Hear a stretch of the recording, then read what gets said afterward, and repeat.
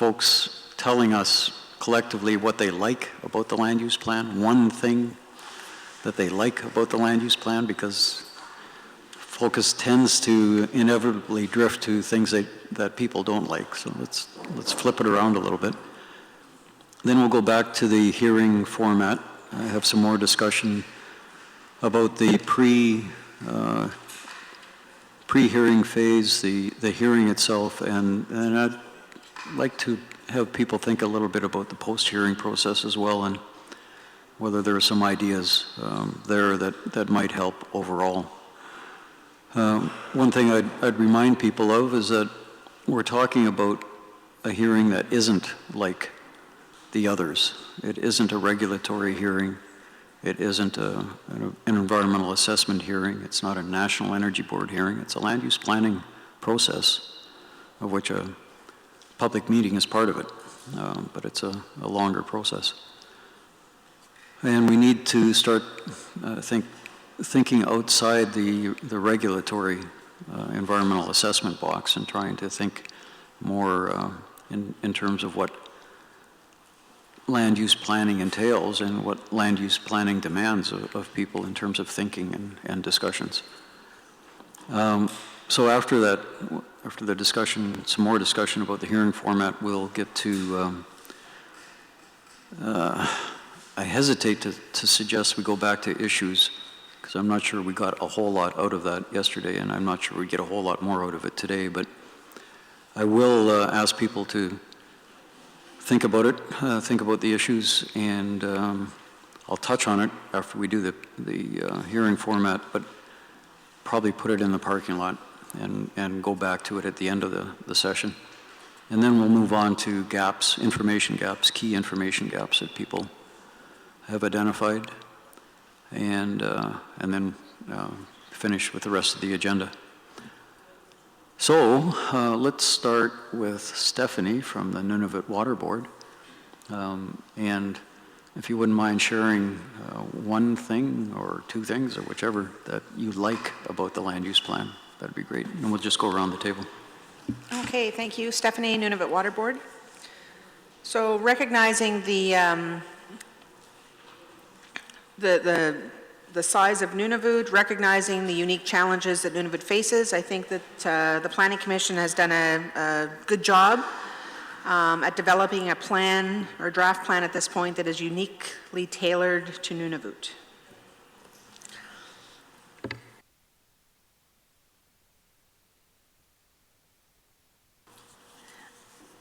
Teresa Meadows, Legal Counsel for the Nunavut Water Board and the Nunavut Impact Review Board. I would sort of echo what Steph said in that being from another jurisdiction, I think that there sometimes is a tendency to adopt solutions elsewhere because that is the tried and true path of least resistance. And I think that the fact that the plan is really reflective of the unique, not only regulatory environment in Nunavut, but also the unique land base and the people in Nunavut, I think is its strength.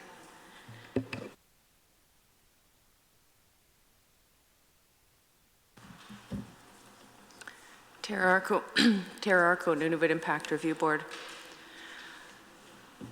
Sometimes a longer process doesn't always see us achieving our home run right away, but this plan has definitely responded to concerns raised by parties. So having had a chance to take a look at a next version, there's clearly some updating, some response to issues is a significant step, because it is always the Nunavut Impact Review Board at its hearings has always presented very different opinions by different parties. So there are always challenges with trying to come to a good balance on some of the issues.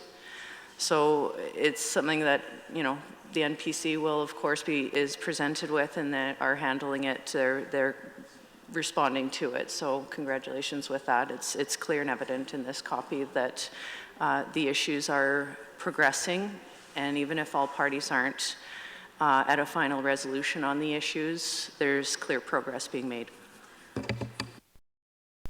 Thanks, Tara. Spencer? And just, just to reassure folks, none of you will be held to account for anything nice you say about the Planning Commission. Spencer Dewar, INAC. This is a very interesting twist this morning. I think there's a lot of positives in the plan. You know, one thing that I think everyone in this room and the Commission should be proud of is, it's clearly a made in Nunavut for Nunavut plan, which is, it's not easy. So I think you're stretching into new ground and you're doing new techniques, which should be applauded. We think that the plan is structured well, and a lot of our concerns are more thematic, more issue-based, and obviously we have some drafting concerns. But overall, the structure, I'd say, the bones of the plan are solid.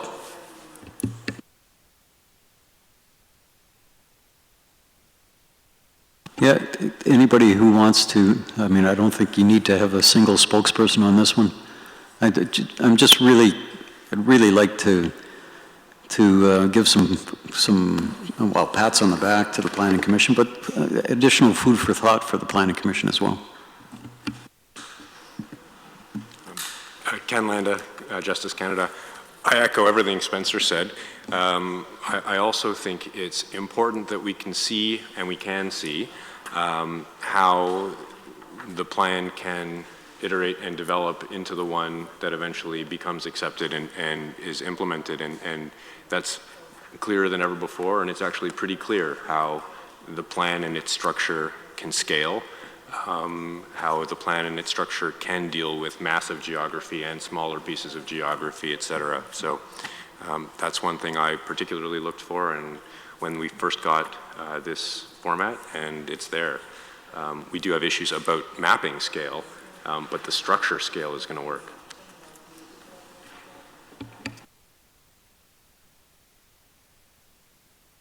Matt. I would say that from Cannor's perspective, that the difficulty and challenges that the Planning Commission faces with the multiple sort of issues and differences of opinions is a lot of work, and we need to acknowledge the fact that that's challenging work and important work to do. So I think we're getting there, and I think the progress is, we can see the progress. I would reiterate, Canada's concerns, but I think we're making progress and we're moving in the right direction, and it is very difficult and challenging dealing with the large geographic area and the multiple stakeholders with differing opinions, and I think by and large the process is working. So we're happy and we're participating today because we feel the process is working.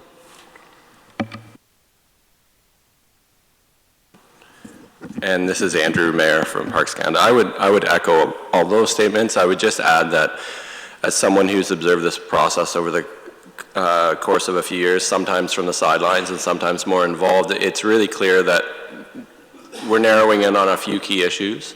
We're narrowing in on the end of this process, and so now is the time that all the parties are going to need to get together and sort these things out. And I think that I have seen the sort of issue list gradually shrinking and shrinking. I think we're at a point where it's feasible to tackle those, and I think it's encouraging. Thanks.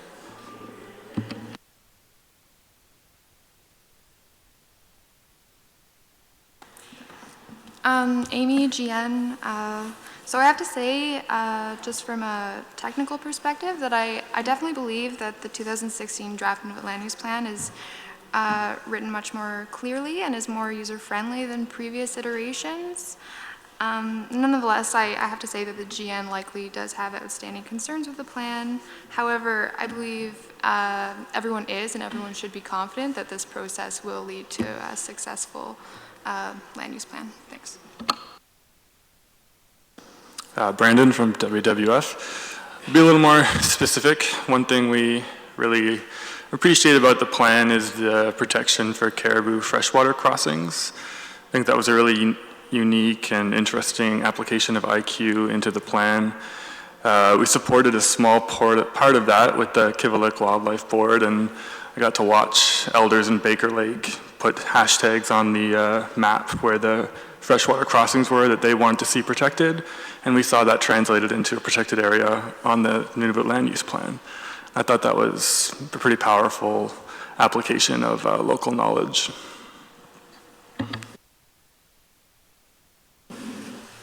Rochelle from WWF. It's kind of a follow-up with Brendan's. I'm really happy with the fairness of the process. I find that even though there are some parties that we see around the table that are here talking and have much more capacity or funding or whatever, much more people working on the plan, there are still some smaller voices, local organizations that can participate and be incorporated to the same level. So I find the process really fair, and I like that. Thanks. Brian, Nunavut Association of Municipalities. Overall, I think the plan's coming along really well. I'm going to restrict my comments to those sections pertaining to the municipalities and so on. And I haven't had time to check the maps and so on associated with the report, but the information as it stands now, it's a little sketchy in terms of alternative water bodies and so on for community water supply, and it seems a little sketchy too on identifying old landfill sites that the hamlets have inherited in since the 1950s and so on. So I'll try and work on that with the communities and so on going forward. And I'm just bringing this up now because I probably won't be here this afternoon. I've got another meeting and so on, so I just wanted to put that on the record, so to speak. That's it. Liz? Thank you. It's Elizabeth with the NWT and Nunavut Chamber of Mines. I think that industry, we've voiced our concerns and issues with both the content and the process and procedures, and we'll continue to try to offer constructive, informed feedback as best we can. I think from a positive perspective, one thing I'd like to highlight is that there does seem to be a recognition from the NPC that Nunavut and people that are interested in working and living here communicate in a variety of ways. So some people prefer written consultations, some people prefer oral, and I think there seems to be an attempt there to be inclusive with respect to the channels of communication that are being provided, including translation services, for example. So I'd like to recognize that effort on behalf of NPC. Thank you. Thanks. Stefan? Stefan Lambert from Manico Eagle. I think it's a good way to go. I think, but we still have some issue that we need to work on. But I think we're on a good path. But what I'm really glad is to see all the people like today, all the stakeholders, all the IPGs that try to resolve that together. And that, I think, it's important. Thank you. I believe that the NPC has developed a broad plan for Nunavut, and it's focusing on its primary goal, healthier communities and the well-being of residents. The plan is for the people of Nunavut, whether for conservation or development. It allows Nunavut to determine its future, and it has done quite a good job trying to balance, from the GN, the Government of Canada's, the IPGs, the local. And it can be seen from the participant list, I guess it's over 90 now, that you are, for the public hearing, you are seeing everybody having their own input. So.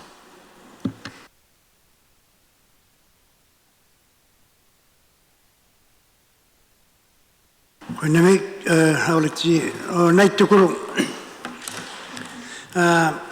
ominga tolle okaomayunga taima pannai akuni tamatunga pilarilumata tanu angijuaruluni pilarenga kisiani tana kiulla paparo kai sakkittiviuniarto katima viggiorniuniarto bielaungi tillu takkua inunnutukaanganersani sollu uqallunga kai hammarakkunnutukaangayumi tamakkununga nunarinnutukaanganersani piyumaga yaqaluartunga katimanertaana pigialaortinnagu sollu amisunikta tamanna taqannu namiilermangaatsi tamakkua parnaaqisimayasi tamakkununga inunnu piluartumi tusarsamayunnaquttigu titaorugillunna qaitausamayunnarpata kuveisumarikkajartungali taanna pialaungitillugu katamanertuangunaartu ila uqarunnatiaqajarat taakkuninga uvattin aaqissuttausamayuni taassimangala piyumaneriatuariaqaluaqa taanna kataman pigialaortinnagu angijualunga taakkua piyarersamayu qauyumagakkit parnailikku taassimingatu tukusinnarneruma qoyunnami. Thanks, James. Gabe, just doing a round table and asking people for one nice thing to say about the plan and the Planning Commission, including the process that it's following. Good morning. That dental chair is very comfortable this morning. And if somebody punches me right now, I won't feel a thing. I apologize for being a bit late. I was talking to Brian yesterday, and one of the things I said, I think we in Nunavut have to take ownership. And I think NPC is enabling that process, whether we like it or not. We need to take ownership. Everybody in Nunavut has to take ownership because we live here, and the other co-partners that do not live here, it's for the betterment of Nunavut. Again, whether we like it or not, we need to take ownership. Otherwise, we're still going to be pointing fingers at, as we usually do, that we're being influenced by outside. We need to take ownership. So I think that's my positive thought this morning. Thank you. Thanks, Gabe. Luis? Thank you, Mr. Chairman. Luis Manso, Kibali Canyon Association. I would like to enhance to festival to all the group have been working since 2014 in this plan. Thanks for all the inputs. Even though I like better the version of 2014 than the 2016, but that take a lot of effort to compile all the comments of the interveners, analyze those comments, cross-reference those comments with the support documents. That's not easy. It's a no easy job, and I would like to thank the NPC to take that big role in doing that, and I know it's going to be a better plan in the future. And also a special thanks to the staff.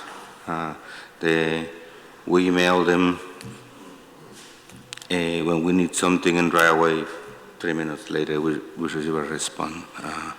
That really need to be say here. They have a very good communication with the staff and in cooperation. When we have questions either in agenda, dates, or amendment letters, a conformity determination, because they also have that job, the day-to-day operation. It's not easy to carry this undertake when at the same time you have a region which is pressing for certificates. So I would like to thank the NPC, especially the staff members of the NPC that they work day to day to make that happen. Thank you. Larry, Laura, any? Okay. Miguel. Miguel with NTI. My reason, I guess, is a bit pragmatic. I know that there's a lot of issues and challenges with geographic delineations in the plan, but I really appreciate the use of GIS in the plan.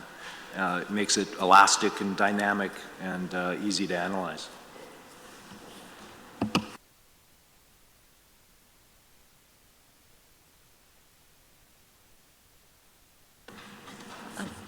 I'd like to commend the NPC for their efforts in bringing the draft plan to this stage.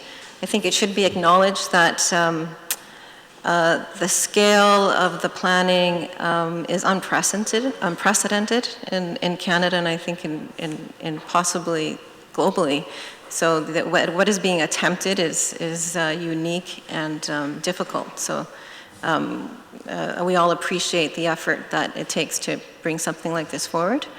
More specifically, there's more of an explicit commitment to including Inuit Kayumayutukangit in this draft, and including a commitment to including community views, and that is, I think, in response to some concerns that have been raised, and that really is appreciated.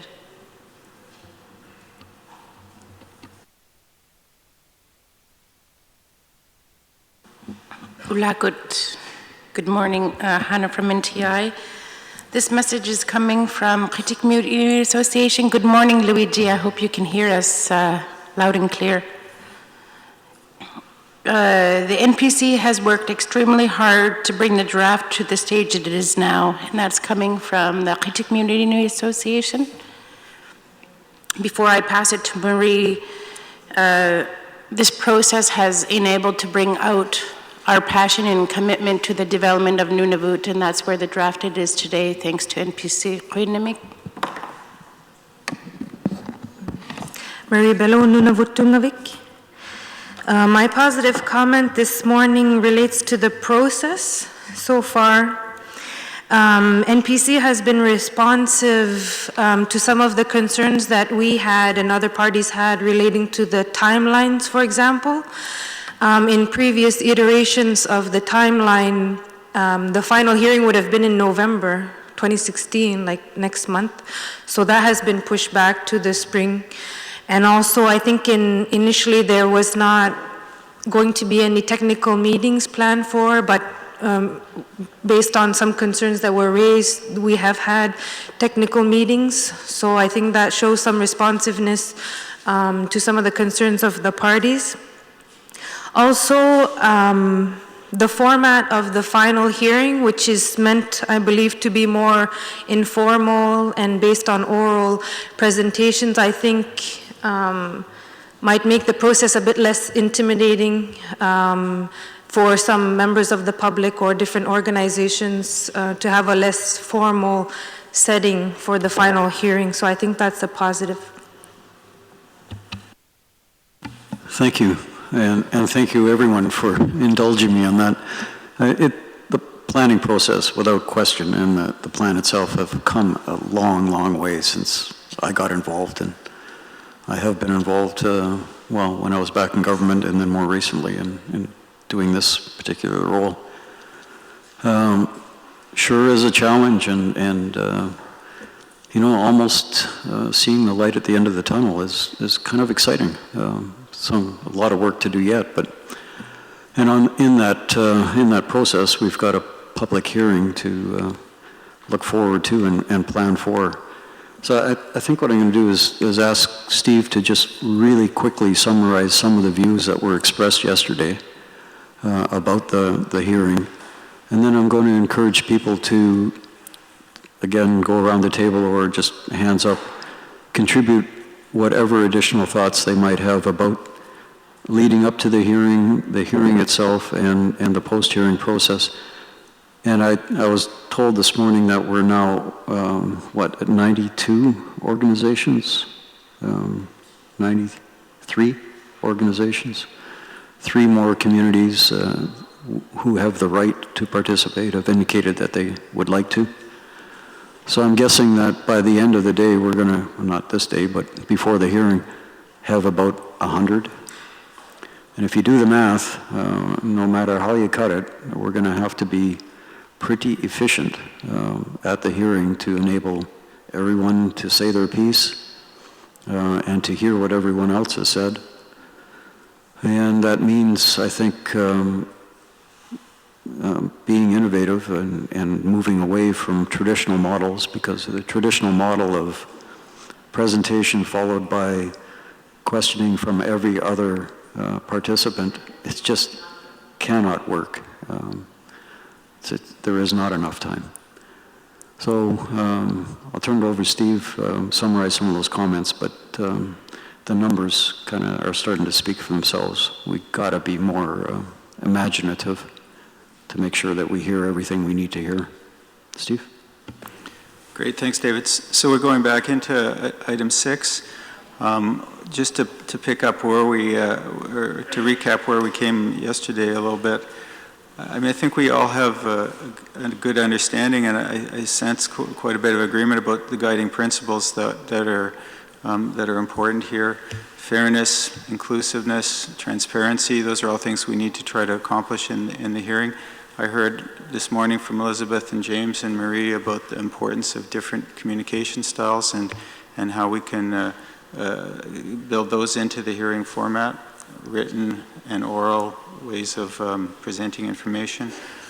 Obviously, we need a forum for respectful expression of different perspectives when those arise. As David just said, this needs to be an effective way of getting information out and getting that information to the commissioners so they can make the best possible decision. And we need to think a bit about efficiency.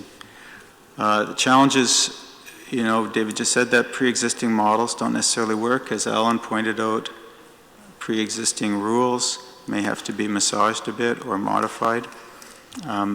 They should serve the process, not unduly constrain it. And then mathematics is our big enemy here, right?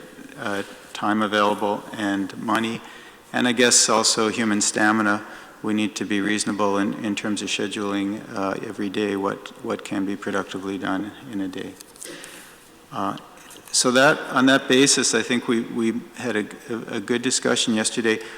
Just to, my principal role is not to take notes, so others are taking notes, and there's a transcript, so I'm not trying to capture every particular point here, but just a sense of what was coming out. I think we started out with a discussion of what our values are and what our priorities are around the table for that meeting, what's important. Guided by the handout that we had, which was Rule 50.1, I believe, in the way it currently is, and suggested changes or possible changes. So we heard, you know, some views on the role of commission staff in the hearing, whether they should respond to questions and potentially make a wrap-up statement, as well as initial presentation. We had a lot of discussion about the value of questioning in a hearing context, questioning between participants, the possibility that certain participants might be respond to questions even if everyone can't, and possibly certain participants would have an ability to ask questions, and then some of the constraints on how that might happen. And I think there are other options in that area that we can consider today. We had an interest in making sure that possibly having regional sessions, or certainly a concern about the regional perspectives being brought to the table. We had, and we also had some initial ideas about how potentially to make it work. A question of what's the appropriate time, the length for each presentation. What about closing statements, oral or written closing statements? And then what can we do before and after the hearing to make the hearing work properly? There was an idea of trying to have topic by topic discussions or exchanges, analysis before the hearing to try to narrow the issues and clarify the positions. And then there's also the possibility post-hearing of having final submissions or arguments, final arguments I think is the term, to allow people to reflect on and respond to what they heard, given that there might not be an opportunity for oral questioning. So those are some of the ideas. If I missed any, I apologize, but that's perhaps the first agenda for this morning on the session, is to make sure that those values, those priorities are on the table. And then as David said, if we can come up with some solutions, some creative options for discussion and eventually for presentation to the commissioners, that would really help move things from this is what's important to this is how we can make it happen. Thanks, Steve. Well, I'm going to exercise the moderator's privilege and call on some folks that I've spoken to about this. I'm going to start with Ken. Ken and I had a short conversation just before the meeting started about thinking outside the box, outside the kind of the NERB box, if you like. And if it's not presumptuous, Ken, I wonder if you couldn't just repeat some of those thoughts you had for the larger group. Ken Landa, Justice Canada. Well, first, thank you for the generous characterization of them as thoughts. I spent actually the morning thinking about why yesterday was good, because yesterday I think really was very good. And yesterday was a day where we were talking about how are we going to do this? Steve just used very similar words. How are we going to do this? Not what are we going to do or what should we do, but how are we going to do what we know we need to do? So I think this is a really good place to be right now. Some of the challenges in designing the final hearing process, and it's a process, it's not a one thing, come from unstated and sometimes stated assumptions that it has to be a certain way or it has to have certain characteristics. And some of those assumptions are rock solid, and I think some of those assumptions should be reconsidered and kept, and some of those assumptions should be reconsidered and rejected. I think the more we think about the way NERB and the Water Board, they do their job, the more we sort of get pulled in one direction, and the more we think about the way the Wildlife Management Board does its job sometimes when they did the hearing process on the wildlife regulations, there may be some lessons there. I think the more we think about regulatory decision making, we're getting pulled in the wrong direction. The more we think about legislative processes, the more we're moving in the right direction. So I think some of those unstated assumptions that this all has to culminate in everything is still up for discussion, no topic has been sort of advanced, no interim decisions have been made by commissioners, narrowing issues, et cetera, the more we're getting pulled in what I think respectfully is the wrong direction. I think in silly metaphors, when you put pieces of Lego together, one piece doesn't affect the shape of the other piece. That piece stays exactly the same shape and they're stuck together. There are other things that I imagine when you put them together, they affect each other. All the pieces of this process affect many of the pieces that they touch. So the number of participants plus the complexity sort of feed each other. If we can affect one thing positively, we may affect other things positively. So that's not, none of that is extremely directive on how to solve these problems, but I do think there are solutions. I think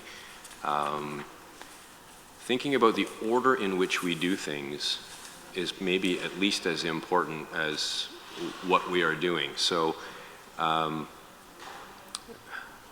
just going to say this sort of honestly, and I hope it's not perceived as a criticism, but calling for participants and interveners before we knew more about the process has now put the Commission in a position where they've got this massive list where they've made acceptance decisions, but we don't yet know what we're going to do with that. It may have been possible or helpful to talk to some of the institutions NAM, the DIOs, et cetera, to say, how are we going to do this before we start setting dates and participant lists? And so I say that I probably would have made that mistake and 10 worse mistakes if it's indeed a mistake. My perception is that if we can start thinking about the order in which we do things before we do them and think about a path all the way to the end, that would be helpful. One of the things, I'm talking a long time, but I don't want to let this drop.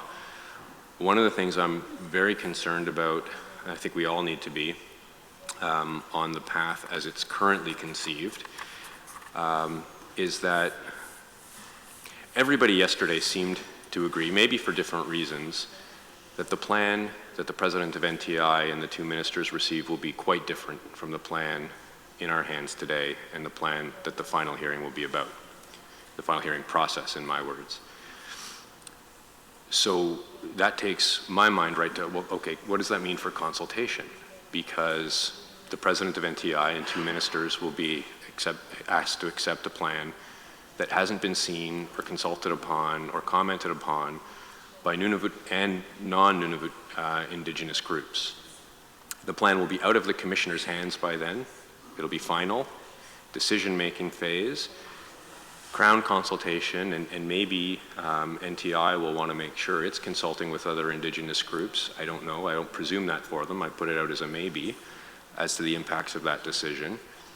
And that would effectively sideline the Commission, its staff, and the Commissioners in a consultation process about the Commission's plan after the Commission is in a position to respond to anything that's said about it. So what do you do about that? I don't know. I'm not trying to use this as a hobby horse for my view that plan iteration should happen before we get too far down the road, but there may be more than one way of dealing with that issue. There may be no way of dealing with that issue. You may want that issue, but you should know that that's the path that you're on and you're okay with that path. So I haven't been concrete. I haven't been specific. We don't have a wish list of specific steps, and there's no recipe for this. But I think conversations like we had yesterday, how do we do this? You know, DIOs, what's important for you to get us to the end zone? Non-government organizations, government organizations, industry, how are we going to get from here to there? And I think those conversations, like today, we're doing it now. Let's not just talk about talking about it. Let's talk about it. I endorse the method that the Commission is using right now, and the kinds of questions that they're asking and the kinds of openness that they're displaying to getting feedback on these topics. So that's a long speech without a ton of hard content. It's more of a mindset than hard content. Thanks, Ken. Any additional thoughts, responses? Do I have to go around the table and make eye contact with people and poke and provoke? Well, let's break it into three. Sorry. Oh, sorry. I think the other challenge, just to sort of build on Ken's point, is that the commissioners themselves are going to have a huge volume of information at that final hearing to digest and go through, and I think that's a real challenge. And I think, again, not to sort of preconceive the process, but is there some method to reduce that huge amount of information, and probably some duplication as well, at that final hearing? Is there a way of focusing it a bit more so that the commissioners, you know, who have a huge job in front of them at that point to get from there, that final hearing, to a final plan, is there a way of focusing that information or ensuring that that information is some sort of a stepwise approach so that the commissioners can see and the interveners can see themselves sort of here, you know, and then eventually reflected in the final plan? My worry is that because it's such a huge volume of information, that there will be potential opportunities to you know, that some information won't be included, that it's just an information management issue, and I don't have I don't have a solution, but I certainly feel some sympathy for those commissioners who are going to have to make the decision and develop a final plan from that final hearing. Thanks, Matt. Well, one of the things we talked about yesterday were the issues, the burning issues that may well remain the key issues that the commissioners will have to focus on. I mean, it's never going to be perfect, right? It's a first-generation land use plan, but there are some thorny issues that have been identified. Matt? Yeah, and I think that really does speak to some sort of maybe issue resolution process between now and the final hearing. That if there's a way of sort of, you know, working through a number of those so that the challenge is not so ultimately so huge for those guys at the end of the day. So I would propose that we look at some way of trying to manage and resolve those issues in advance so that we reduce the number of thorny issues that the commissioners are then left to try to work through. Thank you. Yeah, thanks, Matt. And that was a suggestion that people made yesterday. I just remind folks that thorny issue number one, caribou, we had a caribou workshop. Nunavut Wildlife Management Board had a caribou workshop. There have been a gazillion caribou workshops, and the thorny issue remains. Marine issues, we had a marine workshop. It remains a thorny issue. And we've had 2 other technical workshops. I don't know that another workshop on any one of those themes is going to move things forward, but we'd certainly encourage the parties that have different views to get together and see if they can't together come up with a compromise solution that together they could present to the commissioners at the public hearing or in an expert paper or whatever format suits them best. But yeah, Ken? Ken Landa, Government of Canada. You're right on both those topics that the issues we knew then were thorny issues remain thorny issues, and we did have workshops, and people can have different views about how productive they were. I think there was real value there, certainly not as much as maybe there could have been. But I think it would be a mistake to say we shouldn't go back to that topic in a workshop written in person, some other format, on a topic-specific basis, because it didn't produce what we needed before, because we're in a different place now. On both caribou and shipping, those were wide open discussions on the background information, the background concerns, the background regulations, etc. Today we have draft rules on the table. And today a workshop on those issues could be about those rules and what's good about those rules and what's maybe not so good about those rules, and have you thought about this other approach to rule writing. So when I at least suggest coming back to issues on a topic by topic basis, it's not necessarily and probably not for a wide-ranging discussion on the topic, but rather a focused discussion on the rules and the proposed rules. Yeah, thank you. And I see Matt nodding his head as well. Because it was probably your idea in the first place, right? Any other comments, thoughts? Well, that's part of, I was starting to think about breaking this into 3 phases because, as Ken has said, the hearing is just, the actual public hearing meeting is just part of the overall hearing process, if you want to look at it that way.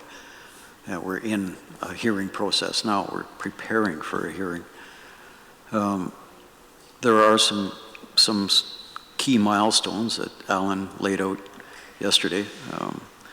Expert papers have to be delivered by a certain date, and then there's an opportunity to respond to those papers by a certain date, and so on. It may not be impossible, I don't know, and that's something the Commission will have to think about, to have a focused workshop, a one-day meeting of key parties on caribou as it's drafted in the current draft. But that's costly and time-consuming, and once again we run into resource constraints. Is there a paper exchange that could be initiated, an expert paper commissioned by the commissioner by the commission to solicit an independent review of the document, of that aspect of the document. Maybe that's possible. It might be more efficient. It might be a way to bridge the gaps. I don't know. So there's the paper route, there's the physical meeting route, there's a conference call and that sort of thing. Are there any other suggestions that people would have to better prepare for the actual public hearing itself, aside from what has already been suggested?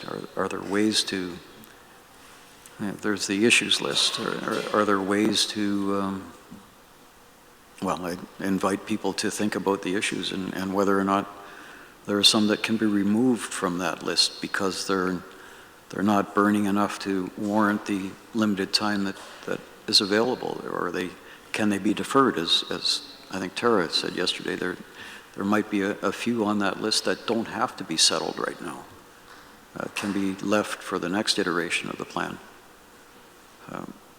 The shorter the list that the commissioners truly have to pay attention to, the more efficient the hearing might be, because the commissioners will likely have some questions. Is there anything else in the process between now and late March that could help make things more efficient? Can you hear me now? Whoa. Yeah. Can you ever? So what I was saying there was that I think if groups went back and actually identified which issues they didn't feel like needed to be on that key issue list, it might help us find ones that can just simply be eliminated. Because I did notice in reading through it, there were ones on there that I identified for that they're really questions back to the individual parties. They're not really issues. So an example on that, and that maybe they are issues to someone, but an example actually was the question, there was a question about are the conservation areas, national parks, and other areas identified properly? I mean, that to me doesn't read like an issue.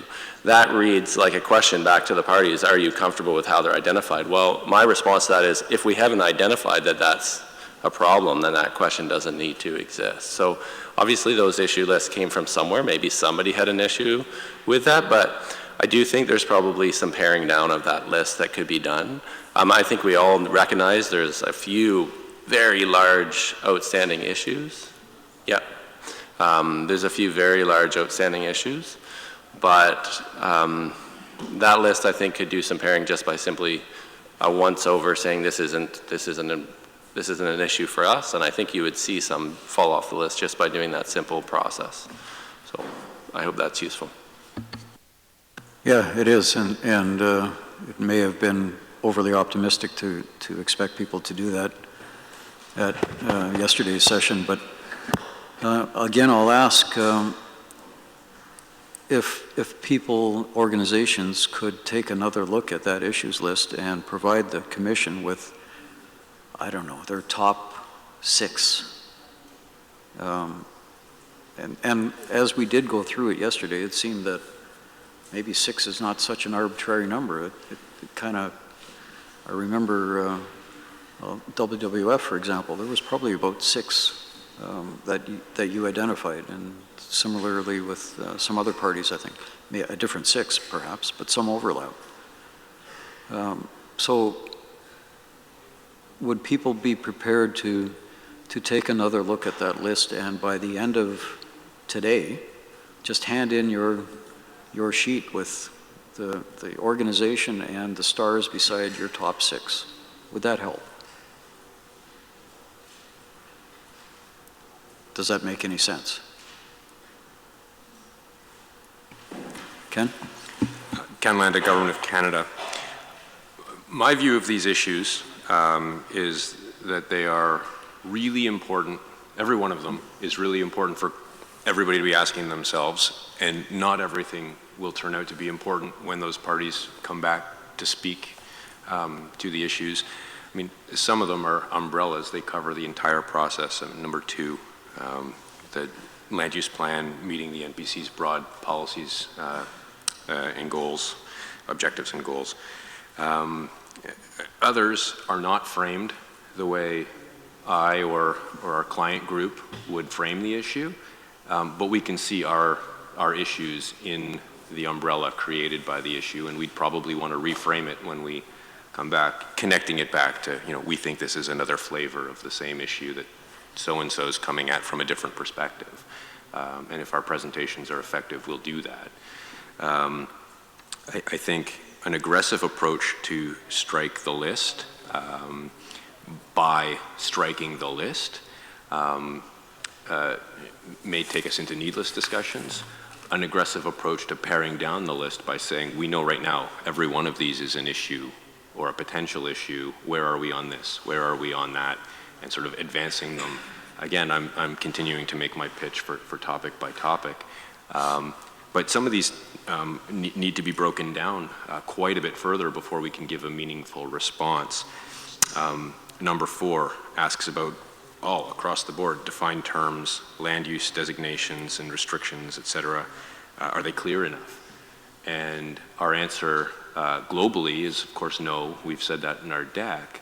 But that's not a useful answer until we tell you exactly which ones and why. And maybe, if we are able to, what we think ought to be done about it. So it's a useful issue, but only when we get into the details is it a useful discussion. Okay, well, I'm gonna take you on that. Yesterday, the federal government put up a list, and it was 4, right? There are 4 key issues. There are a bunch of other things that are irritants, but there were 4 key issues that you identified. I don't think it's impossible to ask people to do the same thing and help the commission focus its commissioners' attention on that, because, as Matt said, the commission is going to have to deal with a lot of information. What's important, what isn't? Well, can we not ask the partners in this planning process to do essentially what the federal government has done and put up their, in whatever framing words they would like, their 4 to 6 key burning issues. Not to say that there aren't other issues that they will raise in various correspondence or at the hearing, but can we not help one another out here so that there's a long list of, 25, some specific, some generic issues that the planning staff gleaned from all the comments that had been received before. Can I not throw it back to folks and say, okay, you've got a general list. How about creating your own list? Use that general list as a bit of a guide if you want, but can you not help each other out and the commission out by saying, okay, here are our top 6 in the way we want to articulate them, and then that everybody knows that distilling that top 6 from optimistically 20 or 30 organizations, you might end up with a top 10 list with the greatest overlap, and that then helps everybody move forward. It's not going to be an exclusive list, but it would focus attention. Yeah, Stefan. Hi, Stefan Robert from Anico. So since the 2014 draft land use plan that was presented, we had many technical meetings where all the issues that we have now are the same issue. And we discussed that, and everybody discussed, present things. And at the end, we received a 2016 draft land use plan that a lot of these comments from a lot of different stakeholders was not taking into account into this plan. So how can we move forward from here? Because I have the impression that we're just going back 2 years ago. That is my point.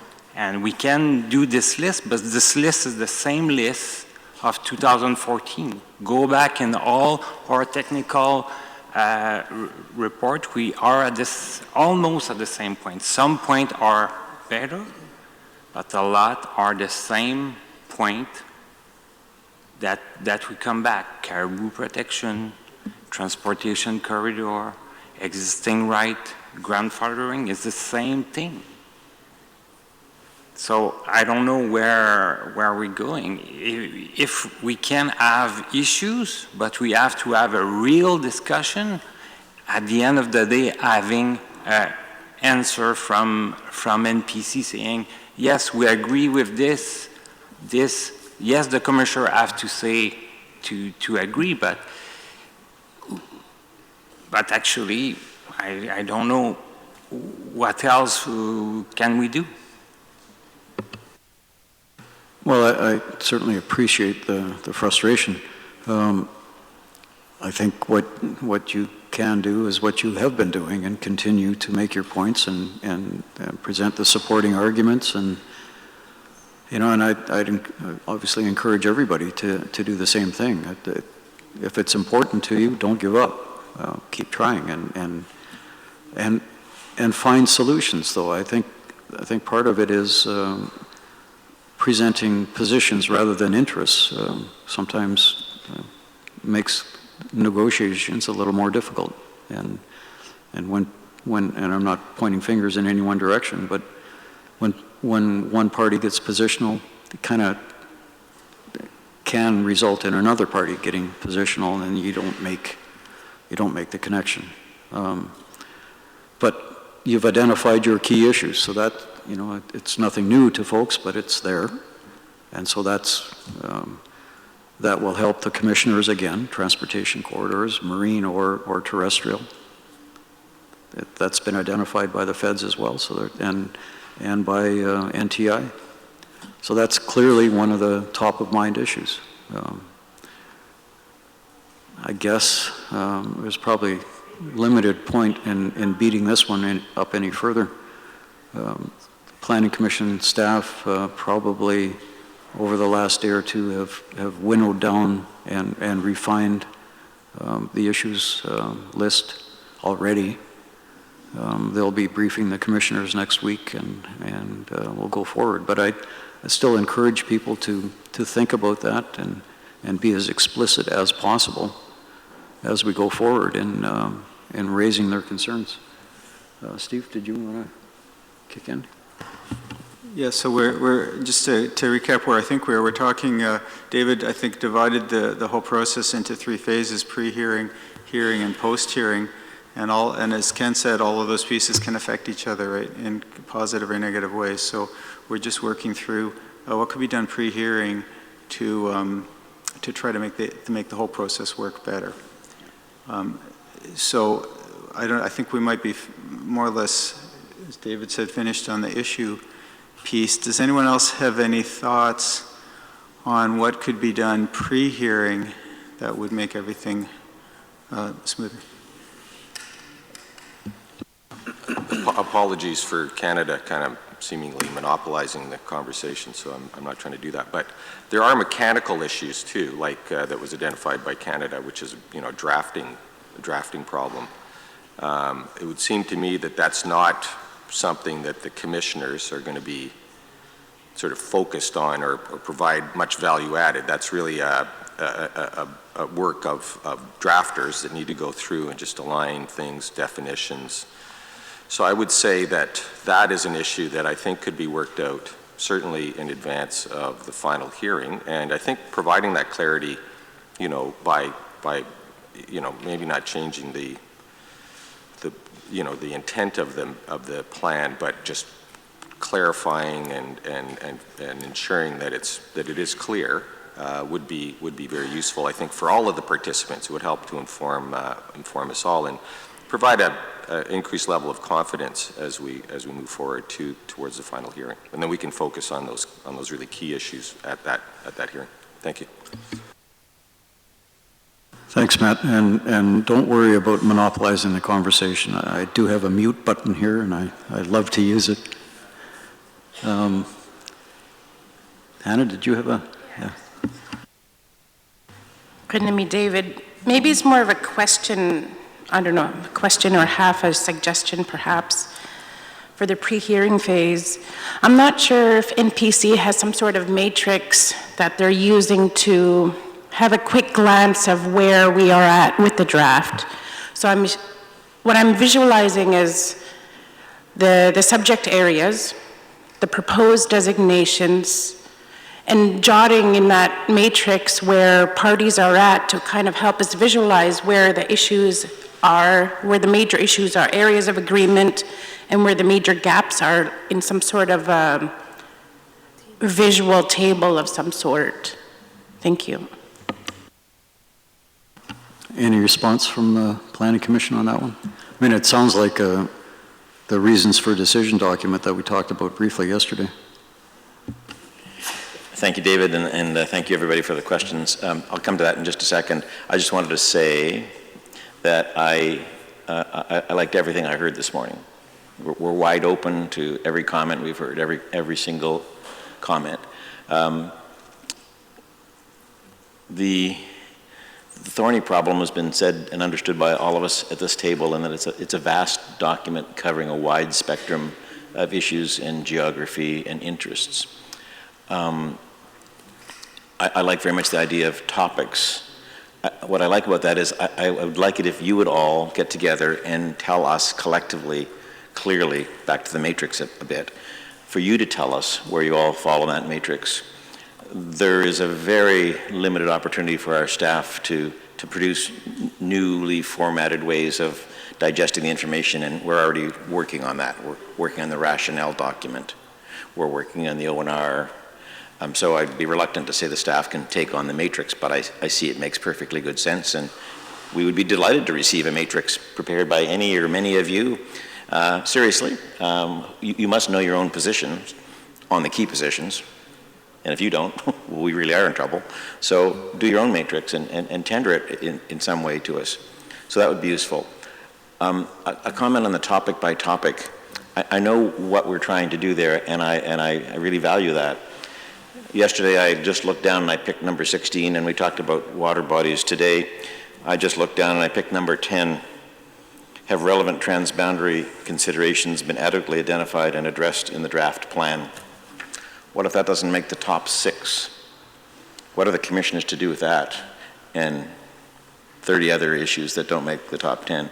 What I'm getting at is it's very useful for us all to understand what maybe the core issues are, but the commissioners really have to decide all of these issues. And so we can't have a public hearing on 10 top issues. Transboundary is very important to those who are concerned about transboundary. So unless we leave transboundary completely out of the plan, I don't think we can have a land use plan that addresses 10 topics. But that's not to say that it's not a good idea to address 10 topics. So we're very much interested in bilateral discussions, multilateral discussions, matrices that you might be able to collectively agree upon. I mean, consider this from the Commission's perspective. We would far rather you all tell us which box you're in than for us to presuppose we know what box you're in. So where are you all in Caribou? The measures are good, the measures are bad. Put yourself in those boxes for us in case it's not crystal clear. That's a very useful summary, but it's a bit subjective and presumptuous for our staff to be able to think they can necessarily do that. So on the key issues, maybe not all the issues, but on the big ones, help us understand how clear that matrix is. Because I find it difficult to think how the commissioners can look just at a topic by topic public hearing on 6 or 10 key topics and leave these many other issues that are in the plan off the list. That doesn't seem fair. It seems transparent, but it doesn't seem inclusive. So those are my thoughts. But I really appreciate everybody's comments this morning. Yeah, Alan, I thanks for your comments. And I don't know that people were suggesting that there be an exclusive list of 6 or 8 topics to be discussed at the public hearing. I don't think that was the intention. I think we were just trying to get back to that discussion yesterday about issues, and is there a way to focus attention, not disregard the other issues, but to focus attention leading up to and during the hearing, because we don't have the luxury of time between now and then and afterwards to focus on everything equally. Anyhow, Stephanie. Stephanie with the Water Board. I think Hannah may have wanted to respond to the matrix comment. So with your discretion, maybe I'll let her respond to that first. Hannah? Thank you, David. Yes, just for clarification, this was meant to offer a suggestion to get us to the final hearing. No one is in a position to say topic X is more important than topic Y. That was not the intention of my suggestion. What I had thought that the idea of a matrix would just help us facilitate, give a pulse check of where we are.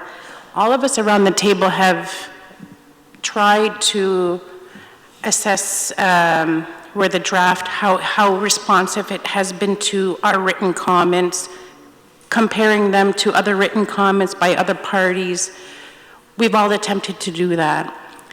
However, I think it's prudent for NPC to help us facilitate and moderate these final stages to getting us there, and that was the intent of the matrix, is to get us to the final hearing, not to use that as a top 6 at the final hearing. Thank you, Hannah. Stephanie?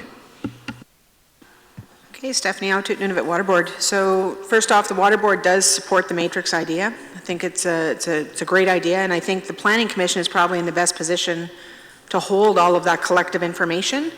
Not all parties are interested in all of the submissions that are being made, and therefore aren't reviewing all of those in depth and aren't in a position to necessarily offer facilitation to the development of that document. I think with a bit of thought, it might come to the NPC's conclusion that that information is already readily available and just needs to be maybe presented somewhat differently than it may look at this particular moment in time. So that's with respect to the matrix. To address Alan's comment about the issues list, certainly the experience, and I agree with what Ken said this morning, we need to get outside of the box of a NERB or a water board hearing. This is a much larger animal that we're dealing with, and on a much broader scale. And so with the issues list in mind, certainly NERB and the water board do work off of a collective, smaller, specific issues list on a regular basis. But at this point in time, we've been presented essentially with a starting list of 30 issues that the Commission is asking us to consider addressing in the final hearing. Maybe a suggestion would be that in our written submissions leading up to the final hearing, we address these list of items that have been provided as a background, combined with talking far too quickly. It's so exciting. I know, I know. But also I think the group should go away with the exercise of establishing their top 5 or 6 issues. And maybe that's in our presentations at the final hearing what we focus on.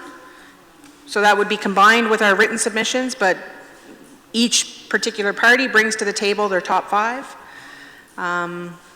Giving the commissioners then the opportunity to assess what is extremely important versus important against our written submission. So that's a piece of, I guess, a suggestion that could be made. But yeah, just in closing, the matrix we think is a great idea. It would help us wrap our heads around, I guess, maybe the revisions from 2014 to 2016 and where the biggest changes have been made, and what progress we need to make going forward into the final hearing. Thank you. Thank you, Stephanie. And that's a good segue into the reviewing the hearing process itself. Just a second. But I'm going to suggest that we take a break because the interpreters are needing one, and get back in 15 minutes. We'll pick up the conversation at that point. Thanks.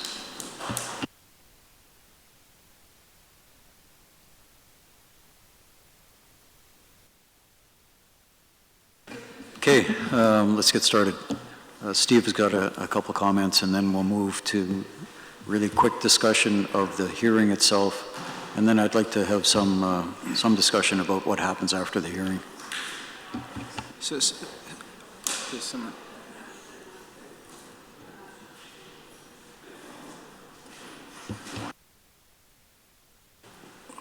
Brian? Thanks, David. I'm just wondering, I know Hannah's mentioned the final hearing be broken into 3 regional hearings and stuff. As an alternative, I'd like to suggest, I don't mean to stir up anything here, but what if we had 2 hearings, one for the hamlets and possibly one for the HTOs, because that would be, I think there's 5 people coming from each hamlet, that's 125 people. If there's 2 coming from each HTO, that's another 50. That's 175 people right there. So if we did do this, broke it into 2 hearings, one for the hamlets, one for the HTOs, one for everybody else, and then the regional wildlife boards and myself at NAM, we could attend both hearings and so on, but we could be a link between the hamlets and the HTOs. So I'll just throw that out, see how people feel about it, or if it's terrible, that's fine, or if it's a good idea, we can talk about it. But it may be workable in terms of making the hearings more efficient and so on, and getting to the issues and so on. And I think with the hamlets, they'll have very, very specific kinds of concerns they'd want to bring to the commissioners and so on, versus transportation corridors or marine issues and stuff. So I'll just throw that out just before we move on. Okay, thanks, Brian. And we're not going to move on just yet from this subject, so don't worry about it. We'll get back to your idea momentarily. Steve, did you want to have a couple comments right now? So obviously we're trying to brainstorm here about ideas and linkages between, let me slow down, between the different stages of the process. So one of the main issues that came up yesterday was this, the idea of questioning participants, and what value that might have in the process. And we're obviously at a difficult spot in terms of that, accommodating that within the hearing. So as I was wandering back to my bed and breakfast yesterday, one idea that occurred to me is the possibility of doing that pre-hearing through a written format. So I just thought I'd toss that out just as partly as an illustration and partly as potentially an idea for people to consider. One could imagine that the submissions come in, and then there's an opportunity for participants to submit questions directed at those submissions, which would appear on the public registry with the submissions. And then out of that could come at least 3 options or alternatives. One is the participant to whom the question is directed might say, that's a very good question, and I can see that that needs to be addressed, and that might be addressed by that participant in their oral submission. Second alternative is that the commissioners who would have access to that might say, that's a very good question. We'd like to, adapt that and use that and ask that orally as part of commissioners' questions. And the third alternative is that there could be also a provision for written responses. So I'm not advocating for that, but that's a possibility that might capture some of the dynamic that Ken and others were talking about from that questioning, but not try to do it orally at the hearing. And it's just an illustration of the way I think if we could all try to think about those connections, maybe we can find ways of doing things that are important in a different way. Okay, thank you, Steve.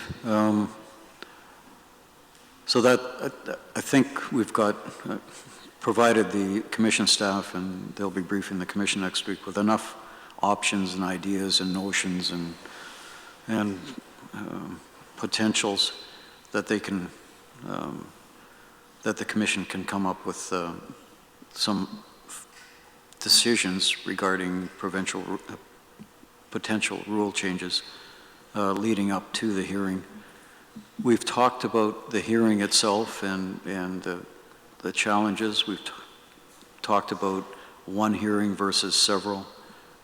Again, I don't know that there's that we're going to reach consensus in the room, because there are different views and different reality checks that will mitigate in favor or against. So again, I'm going to suggest that we park that with the commission staff. If people have other ideas, we can probably put up a flip chart, or we can come back to it in section 11. Brian, I know you're not going to be around this afternoon. We may be into tomorrow morning anyhow, despite my earlier comments, so we may have that time. So aside from the comment Ken's about to make, I kind of like to park the hearing format stuff for now, and I'd like to have some discussion about what happens after the hearing. But Ken, go ahead. Ken Landa, Government of Canada. David, I won't tell you what the number is, but I have a secret number in mind about the number of times in a session I'll push back against your moderation, and I'm about to use one now. I take your point about not finding consensus in the room. I think you're right.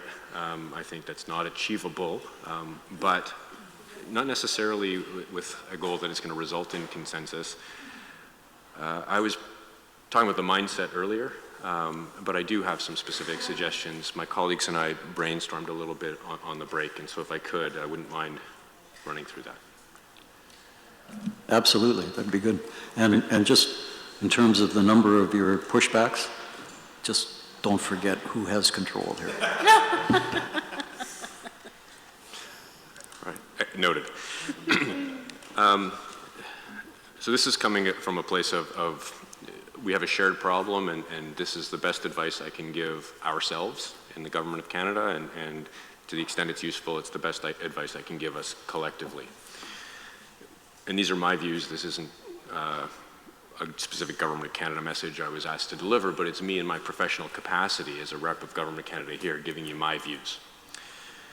I think the order of operations that I can see moving us forward is something like this. Variations could improve it, I'm sure. A legal and technical review in parallel with looking for the low-hanging fruit, the problems that can be solved, because we all agree on the policy intent. We all agree that if you're going to do that, you must do this. Low-hanging fruit, easy problems definitely exist in the draft, probably solvable. Legal and technical, some of those issues are easy, some of them are hard, some of them will uncover policy issues, and some of them will solve policy issues. But we think that needs to be first. And we think it needs to culminate in a fresh draft, whether it's a draft approved by the commissioners or not, a different focus, a target of ongoing discussion that resolves the resolvable problems. And the book is closed on those being problems, and we don't have to keep coming back at them as problems. We think a fresh draft is necessary. The next step I'd suggest after that is a serious discussion about the scope and ambition of the plan. We've had in the past excellent advice to us collectively that a first-generation land use plan can only be so ambitious. So at that point, we think a collective discussion about are there some things that need to be parked. Maybe another venue can be found, another technique, but rulemaking in the land use plan, trying to solve that problem will hold back the entire process. Let's find another approach. So scope discussion. Then finding issues that have a pervasive effect throughout the plan, sort of a knock-on effect. If you adjust this, you can solve these other problems, but if you adjust it that way, you'll cause these other problems. Move those to the front of your queue and put the most work on those issues. Break down issues until you get to something manageable. Forecasting ahead, I can tell you that for Canada's purposes, the proposed rules with respect to marine shipping in the areas of the Northwest Passage are different from our perspective than the proposed rules elsewhere on the coast. So if you don't want to get bogged down in one while you're trying to treat the other, you got to break down the issues until they're small enough. So a process of breaking down issues and sequencing them. And at that point, we think another fresh draft will be required. Once you've advanced on all of those issues something that demonstrates the then current trajectory and thinking of the commission staff at a minimum. Maybe it would be better if it had the imprimatur of the commissioners. That's a detail that I think a legit discussion should be had on. But something that says, we've heard all this and we've made at least interim decisions on these issues, and these are them. And so now if you don't like those new interim decisions, you can focus your comments on those. And if you like those new interim decisions, you can support those, but we're not still talking about problems that have resolution, at least in the minds of the commission. Anyway, respectfully, that's the best advice I can give at this point as to how we think we can move forward. And with the most respectful use of everybody's time and attention, dollars too, but the people. I can't imagine inviting 100 and some odd people to a hearing to talk about a plan and complain about problems that would be eminently solvable if we could just get to a legal and technical redraft, or if we could just get to commission reflecting back, yes, that issue's been heard and this is what we think about it. I know this is very, very different from the path the commissioners have laid out. It's very different from what the staff and their many advisors have laid out. There may be really good reasons why it can't or shouldn't be done the way I'm envisioning it, but this is the best I can give you. Well, if that's the best you can do. All right, so I got a question for you about timing. This would all happen before the public hearing, you're suggesting? Ken Land, Government of Canada. So I'm going to be pinheaded about terminology. To me, this is all part of a process that is a public hearing. This would all be in advance of the last make or break moment in the public hearing process. So just to be, sorry to clarify, so right now the public hearing is scheduled for March 2017. So could you, it might help just to understand, could you kind of put some timelines on this process to explain how that gets to a hearing in March, or are you suggesting that the hearing is at some later date than March 2017? Ken Land, Government of Canada. Again, speaking only for myself, on the assumption that these are the steps, I don't think the timeline fits the steps. I'm focused on the steps and the sequence, and it does have serious implications for timelines. And to me, that's still part of what this pre-hearing, this set of pre-hearing discussions needs to wrestle with. Okay, thanks. So I'm gonna flip it around a little bit and put it in the context of the post-hearing process. Post-public meeting, whatever you want to call it. Let's call it the hearing because that's the terminology that people have been using. So at the end, late March, the hearing proceeds. People have done as much as possible in the meantime to clarify their issues, to provide their expert reports and their submissions and so on.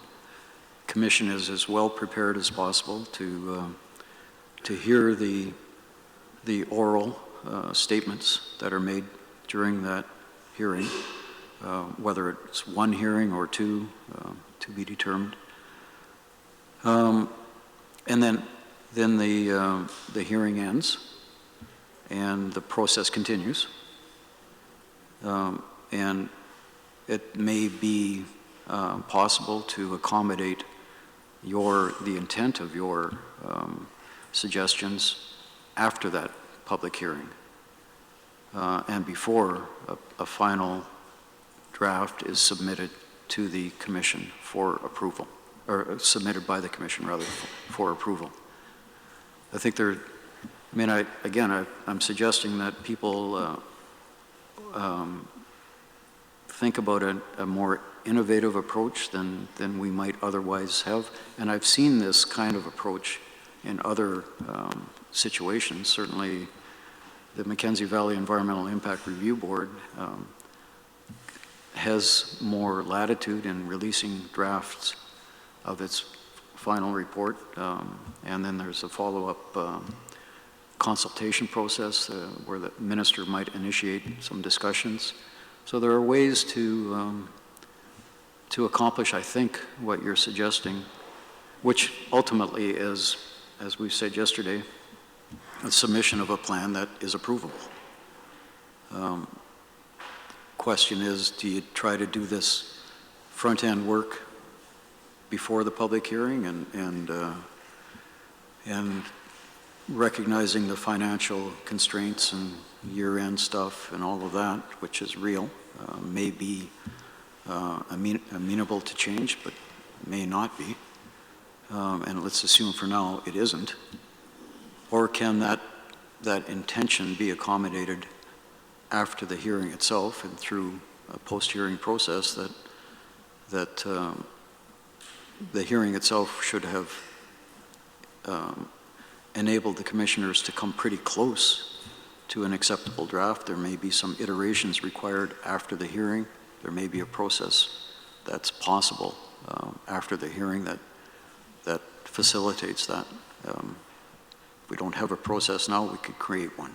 Let's be reasonable about this. The objective is to, in the end, follow a justifiable and do we need a break? I think we probably should take some time. All right, so we've got one comment here, and then Elizabeth, and I'll shut up. Go ahead, please. So these comments take us back to the hearing process. NTI and the RAs did have a chance to brainstorm as well. And there are serious concerns that whatever changes are made to the rules, that they do not impact on the fairness of the hearing.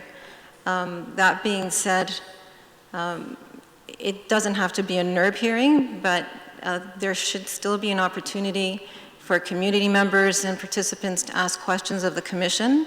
I think that's a really important element. It's I think one of the primary purposes is to allow that interaction with the Commission, and also some way for participants to ask questions of each other. So I think there's an openness to looking at how that could happen.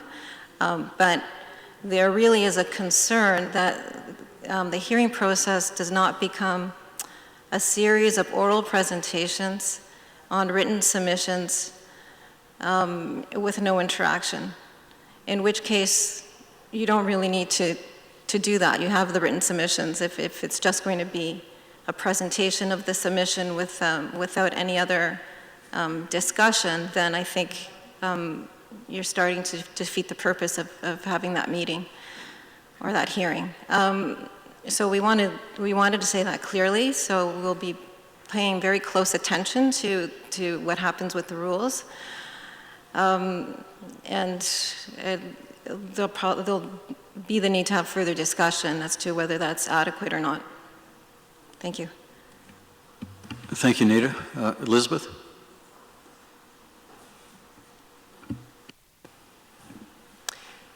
Thank you, David. I just wanted to follow up from Ken's sort of step-by-step process, which we appreciate, and certainly appreciate your comments, but we were very interested in hearing from NPC what their response is to Ken's recommendations. Thank you. Thanks, Elizabeth. Ellen?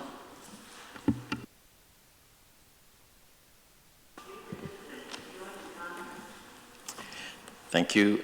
Thank you for the invitation.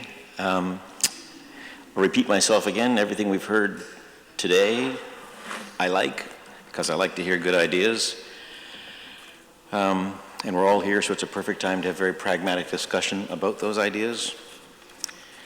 Ken, I counted 6 new steps. And just to highlight them, legal and technical, fresh draft, review scope and ambition of the plan, which I took it to be a way of saying reduce both, the scope and ambition, but I might be wrong. Find the pervasive issues after that happens, break down the issues to get something more manageable, and then 6 is a fresh draft number 2. So assuming I'm right on 4 or 6, whatever that number is, I count 6. It seems to me that if those were to occur, if they were to occur, they would all have to occur before we ever asked everybody around the table and the 100 people who aren't here to produce expert reports or reply to expert reports, or in fact even submissions. I don't think anybody can envision how those 6 steps could happen fairly and transparently with all who've indicated a desire to participate. And so there exists the danger of small working groups working through those 6 steps, which doesn't seem to be inclusive, even though it might be helpful to address the points you've made. So that strikes me as a challenge. But the backdrop of all of this, I think, is it clearly cannot happen. Those steps couldn't possibly happen in this fiscal year. And the Commission, like all the IPGs, specifically get funding from the funding authority, the federal government, for specific fiscal years. And we have that for this year, ending on March 31. So just as you're not speaking for Canada, I'm also not speaking for the Commission, but merely raising a practical problem. I can't imagine the Commission could conceivably entertain that idea unless they had the assurance from the funding partner that the funding for the public hearing wasn't tied to this year, but was open-ended. Point 1, I think they would make to you. And point 2 is that it would therefore, the present dollar would be completely inadequate given the multiple new steps that are being suggested. I don't quarrel with the utility of the steps. I worry about how the Commission's been complimented this morning on fairness and transparency and inclusiveness, and we strive for that, both because we think it's proper and because we think it's required. And I would be interested to know how we could have those multiple steps and still feel that everybody feels like they're part of that. Maybe you do mean to have a working group, and maybe the 100 participants are okay with a small working group, but the Commission couldn't just blindly step ahead with 4 or 5 key players and I think do that. I'm open to be corrected if people think that that's not an issue. But I think that's a very practical rate governing step, is the issue of timing and funding. So I will say one more thing and close. The commissioners are meeting next week to digest everything that's been said this week, and the timing of that is deliberate. And we had hoped that the commissioners next week could chart the course for a hearing in March. And they will want to be responsive to the report we provide to them, so they'll understand that all of these matters were discussed. But if they're unable to confirm a process that ends in March, then we all lose the timeline. And if there's one thing that has been consistent, it is, I think, a pervasive criticism that the NPC can't get the plan out in something under 2 decades. And so the Commission would be reluctant to not press ahead with its timeline, given the funding is for this fiscal year. So those are very much practical, real-world limiting steps, which the government could, perhaps even with the representatives who are here, say, don't worry about the money. Your money is not limited to this fiscal year. But that's just a first thought. So great ideas, but I don't see practically how they can be done without some assurances. And to Nada's point about questions, we agree that a public hearing should be an exchange of information and of ideas. We have 100 participants. Stephen, just meaning to prompt thought on this, has wondered whether questions could be provided to people in advance. I got your submissions. I have a question, recognizing that the person receiving the question may or may not choose to address it. But this is some practical ways of getting questions before people, and we're wide open to all of these good ideas. The handout you all got yesterday, you will see, was nothing more than Rule 50 with some lines drawn through it to make it shorter. I mean, there's no elegant drafting in this process. It was to say, do you understand the problems of time and constraints that those number of participants provide to us? So completely wide open for this to look different, but it just can't get bigger or longer. So we do have to be, as David and Stephen have both said, creative on how we get all of these very valid points addressed. Written questions might be one. NTI's view might be that that's not adequate. If we're trying to nail this process down by next Friday, commissioners are meeting next week, you're broadening the scope of their consideration, and we hope we would have some, agreement on scope. So I don't want to say anything more other than I don't think we want to just lose next week's decision because it's getting too complicated, but we might be there. That's a client call, not the lawyer call. Thank you. Hannah, you had a comment? Quinimi, David, and those around the table. Just building on what Alan had just said, yes, fiscal responsibility is a real issue. Perhaps with Government of Canada's options for consideration, if you can look into the agreement on whether or not there'll be some flexibility to address the time and money issue. The reason why I ask is yesterday we were informed there's 80 plus participants in the final hearing, and then this morning there's 100 plus. That has additional fiscal money implication, time implication. When we're exploring these suggestions as were asked of us this morning, perhaps we can also take the time to see how realistic those options are. With the contribution agreement to see this final phase, NPC, you're not alone in delaying this process. Everyone shares that blame around the table here. Thank you, Hannah. Steve? Okay. Just maybe we can draw this one to a close, because I don't know that Matt or Spencer are in a position to say the check's in the mail, or don't worry about the deadlines, or the contribution agreement can be rewritten by next Friday. So I think there are some realities that the Commission and Commission staff are going to have to wrestle with next week. But I think, based on my rough calculations and notes and hearing what Ken has said in terms of process, I think there are ways to accommodate all of this in the schedule that has been tentatively established by the Commission. It requires some post-public hearing work that isn't necessarily contemplated right now, but I think there is a way to accomplish that.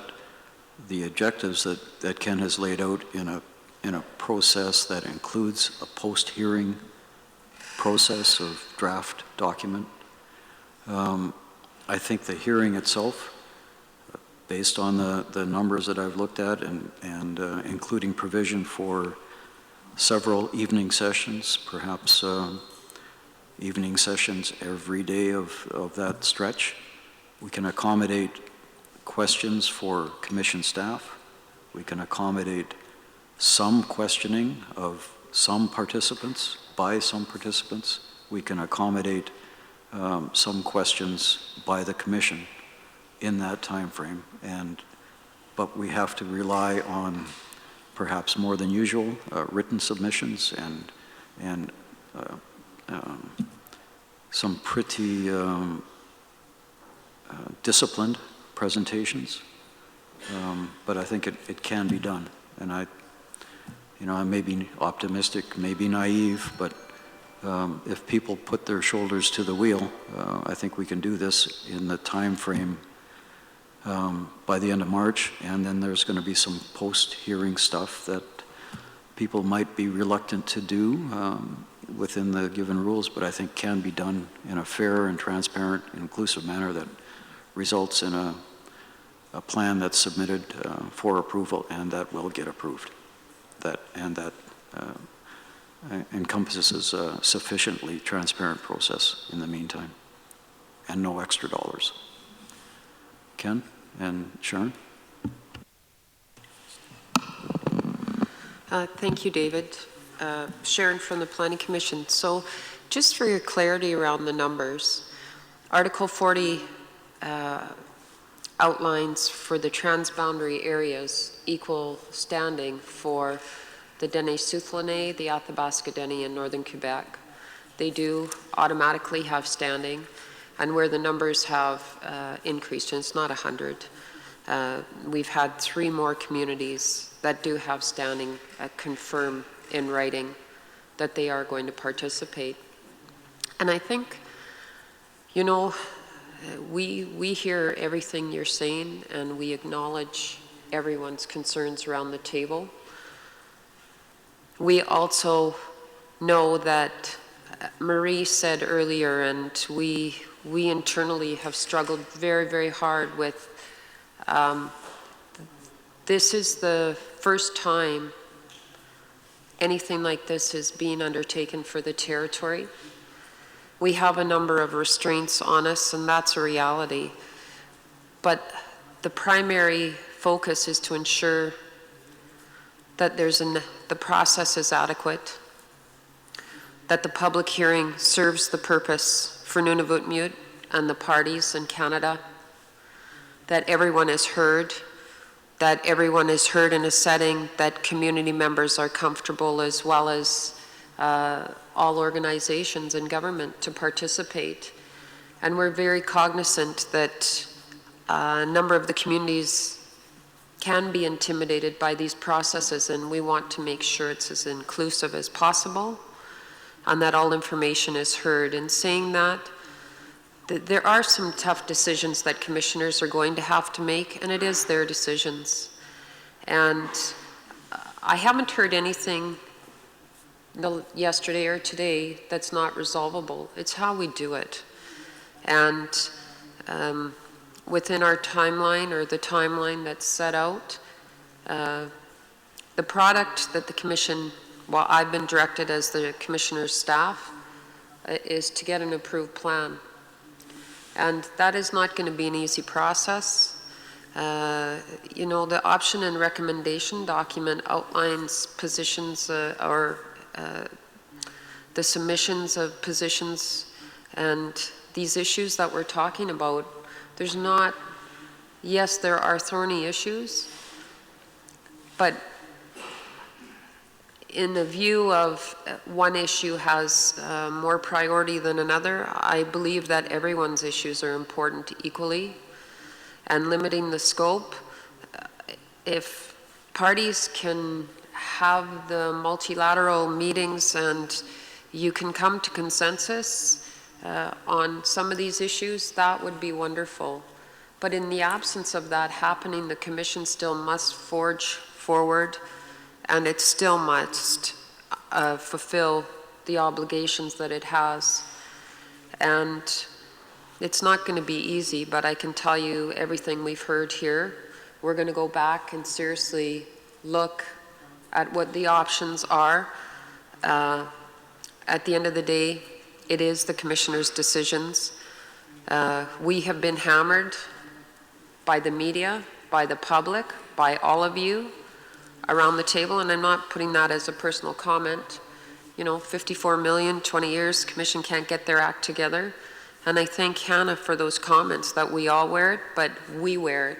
We wear it every day, that this plan is not moving. If it doesn't move forward, then we have failed Nunavut Mute. And Nunavut deserves this plan, and it deserves a good plan. And the Commission is committed to making sure that that happens. So I've talked long enough, but you know, you're not falling on deaf ears. We try to make the impossible possible. We know that not everyone around this table is going to be happy at the end of the day, but it is a plan that should serve Nunavut Mute and Canada. It's an anti-poverty plan. It has to achieve the balance of economic opportunity and conservation and protection. And we're very aware of what the process that you're identifying should happen and the timeline that the commissioners have set for March and the enormous tasks that lay in front of us. So I'll stop there. Thank you, David. Thanks, Sharon. Ken? Ken Landa, Government of Canada. Thanks, Sharon and David, both of you, very much for sort of laying out some reflections and reactions on what I'd said, and Alan as well. It's helpful and it's important. And I want to start with something Sharon said and then use that to bridge back to things that David and Alan had said. Sharon said the core, and she didn't put in that word, but I think she's saying the core of this is that the public hearing, I'll slow down, that the public hearing serve its purpose. We absolutely agree. I can nuance it by saying hearing process, but we're saying the same thing. It's got to serve its purpose.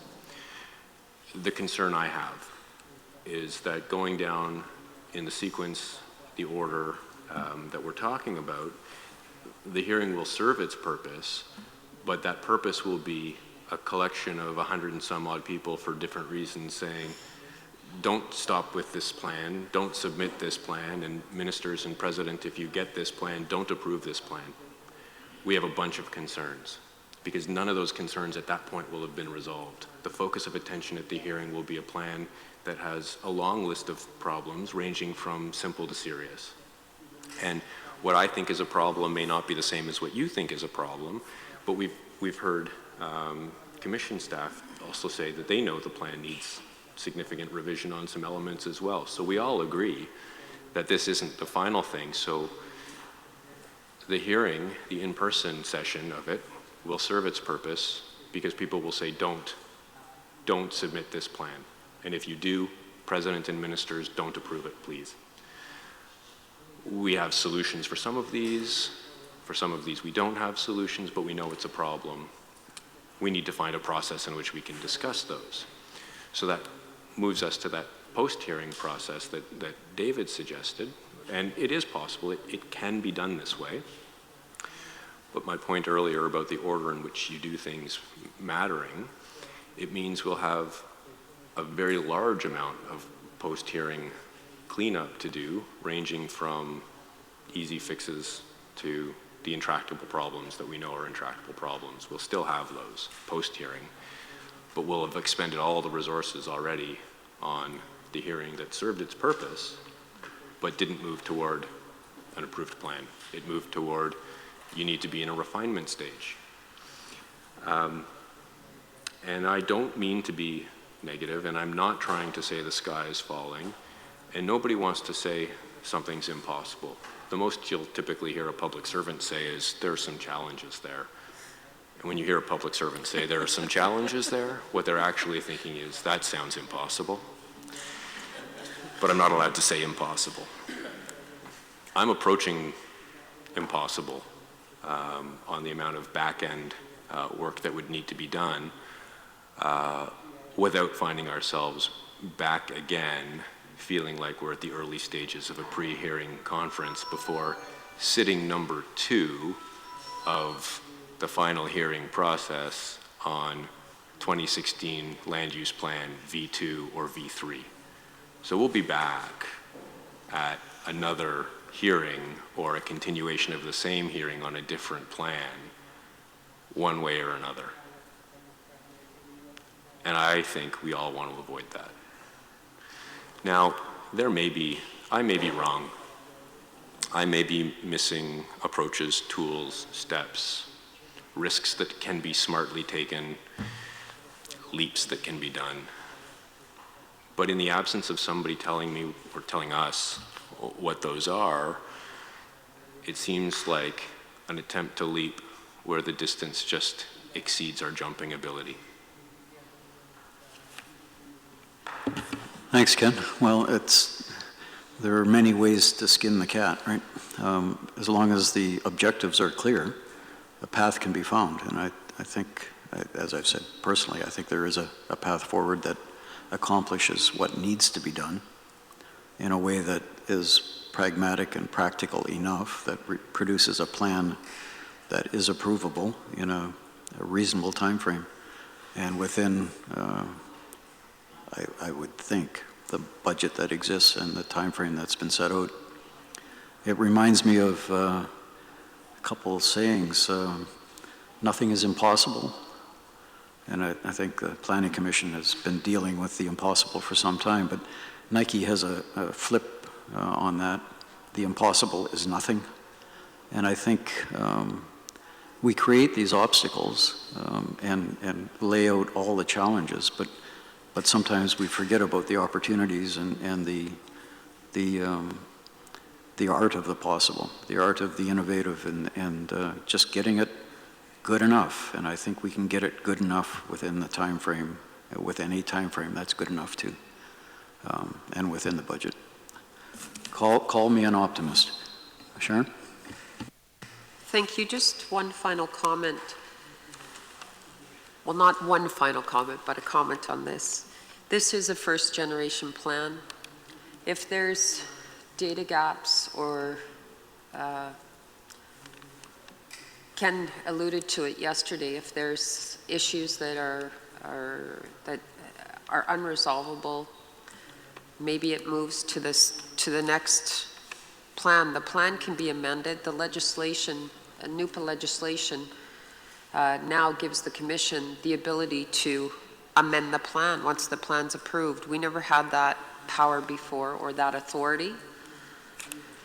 And as issues or data becomes available, we can put it forward. We don't have to wait for the plan review.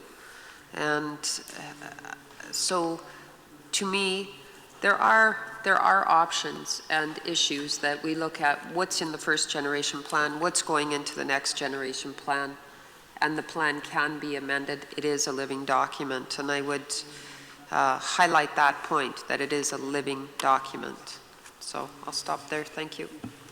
Okay, thanks, Sharon. And I guess that reminds me of the point that Hannah made yesterday about, yeah, it's a living document, but what's the amendment process? Some transparency and inclusive needs to be, I think, guaranteed, would not be an understatement, so that people feel comfortable. Gabe?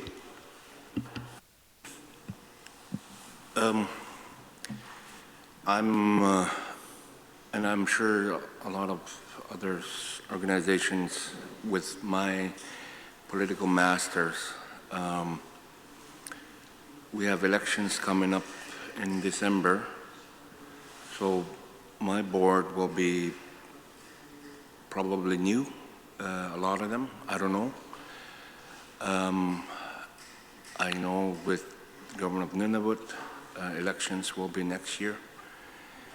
NTI elections will be this year, so I'm just putting that out, that I think we need to be cognizant of the political environment that some of us live in. The environment that we have in Kivalliq at the moment is, I think it's quite clear when it comes to caribou. So I'm just putting that out, that we need to be aware of some of the political changes that might come about in the next little while. Thanks, Gabe. Elizabeth?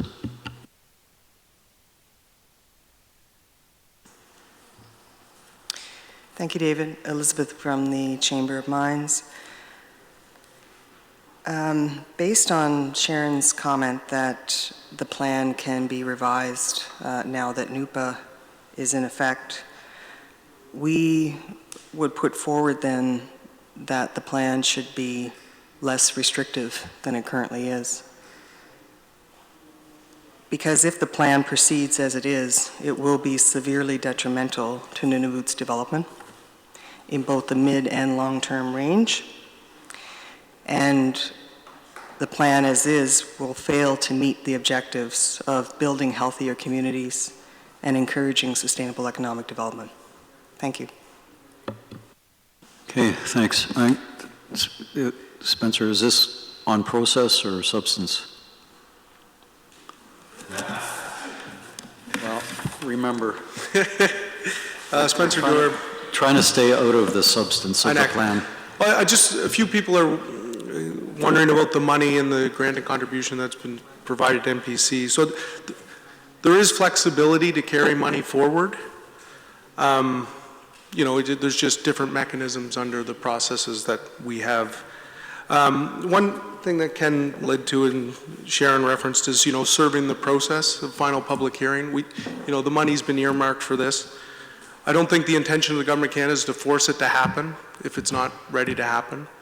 We certainly, we'd hope that after that final public hearing occurred, that, we'd be in a reasonable shape, that there would be a plan that had a high probability of being accepted. I just want to caution if we're not at that state and we're shifting to a post-hearing process, we have to consider some, probity of resources. And we want to, deploy what has already been allocated to NPC to get the best bang for the buck. Okay, thanks, Spencer. And I think I'm gonna draw this to a close for now. We have time. We'll, if people have thoughts, we'll get back to it. But I'd like to move on to the next item on the agenda, which is the information gaps. I know it's a bit of a sudden change in pace, and we're at 11:34, so maybe we can start the conversation. I hope people have explicit data gaps, information needs that they can articulate as we go around the table. It may not take very long, but it would certainly be helpful if people were explicit and specific about their needs as we do so. Yeah, I think, Alan, are you going to introduce this? Do you have a few words? Okay, thanks. Give a few words. Thank you. We know that given the topic's breadth and the Commission's attempt to listen to everybody's comments, that choices have to necessarily be made to reduce it down into the plan that you have in front of you. In some cases, those choices were made because simply further information may have been lacking.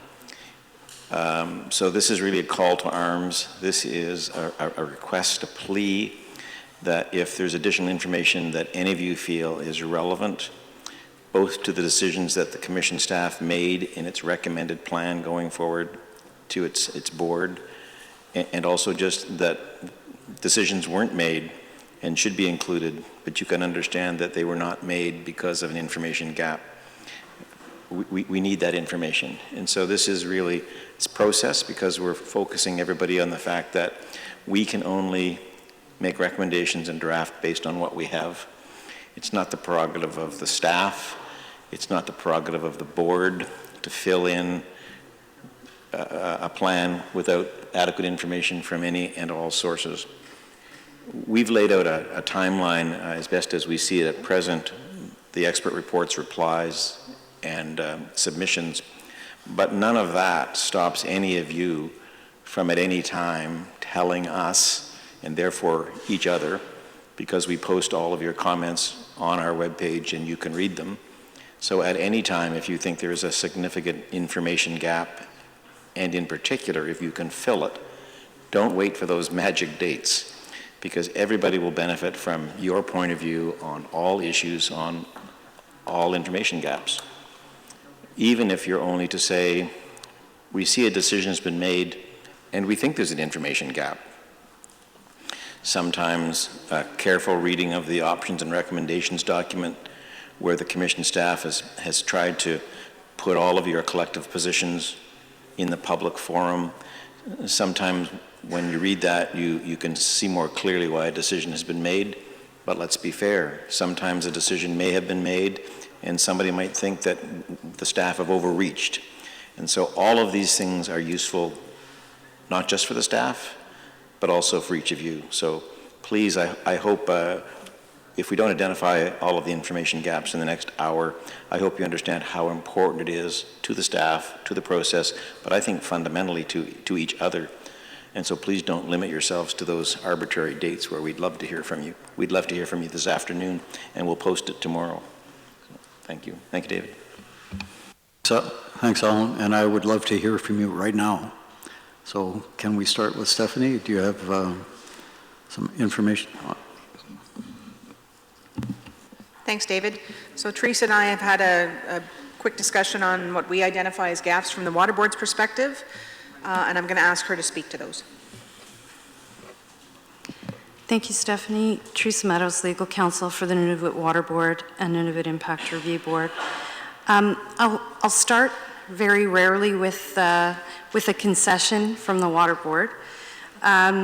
One of the gaps that we see in the plan is a gap that we wear, and that is the water management strategy. And we recognize that NPC cannot work with something that isn't actually developed. So as with all other IPGs, we've had limits that have prevented us from completing that important work. So suffice it to say, we will not have a water management strategy to you by the time for the expert reports. But we are working on it, and what that speaks to is our recognition that the amendment process and the water management strategy as it is developed will have to be integrated with both the plan and then subsequently with any amendments that may be necessary coming out of that strategy. So it speaks to the focus that the Water Board will have on the amendment process and the existing ways of dealing with water management under the current plan. So we did want to acknowledge that gap and also acknowledge our role in not having that information for you in this iteration. However, the board is working on the water management strategy and will be bringing forward more substantive comment on that in our submissions when we file those in January. The second thing, and it was something that Steph alluded to yesterday, and that is it certainly is helpful, I think, to not only the Water Board, but all other parties as well, to have more focused issues listing going into the public hearing. So I know that there's been a lot of discussion about that, but it certainly, I think, helps focus the submissions that the parties are going to make in terms of their oral presentations when there is a revised draft of that issues listing. And so the board will be making their submissions recognizing the preliminary draft. So if there is a more revised or refined draft produced, that will also influence the board's submissions in terms of how we organize those submissions and how we cross-reference those submissions.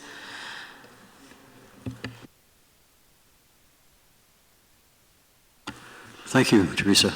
Just a curiosity question from my part. Is the water management strategy that you're developing similar in scope and detail to the water stewardship strategy that was developed in the NWT, or is it going to be more detailed?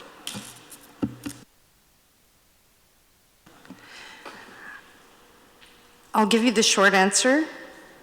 We don't yet know. The expectation is that it will be more detailed, or that's the expectation at this point, but the precise scope of it has not yet been determined by the board or approved by the board. Okay, thank you. Tara, any comments? Thank you, David. Tara Arco, Nunavut Impact Review Board. I think regardless of the draft plan put in front of us, the discussions of the issues that are laid out under A through F are very important points that the Planning Commission would need to write on in its decision, no matter what the draft version was on the table. I think we've kind of skirted around the issue a couple different ways here. The suggestion of the table and the matrix of the issues is one way that, you know, we can summarize the discussions meaningfully that still need to be, you know, further negotiated, but also keep the issues on the plate that are important that still need to be discussed as part of the decision. So an outstanding item that I'd put on the list here, or put on the table for discussion, is possibly with each of these issues, identifying key parties related to each issue and the outstanding items.